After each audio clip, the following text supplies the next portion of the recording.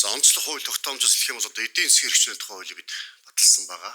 Урд нь бол зөвшөөрөлтөөс бусд нь хориотой байсан бол одоо зөвшөөрөлтөөс бусд нь чөлөөтэй болж байгаа. Тэр хувийн хвшилтэд өрсөлдөхгүй, үн тогтооход оролцохгүй, бизнесийн орчинд урьдчилан таамаглах боломжтой. За хөрөнгө оруулагч нарт ээлтэй байх энэ боломжийг бүрдүүлж өгсөн. Дараагийн хууль бол нийгмийн даатгалын ерөнхий хуульд нэмэлт өөрчлөлт оруулах.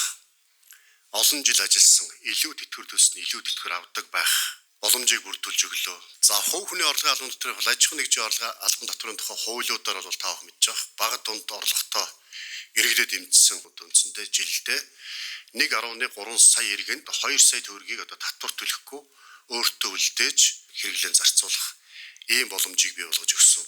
Жижиг дунд аж ахуйн нэгжүүдэд эмчсэн бас татврын шатлалуудыг бий болгож өгсөн. Ийм хуулиудыг бас баталсан гэдэг та бүхэнд хэлье.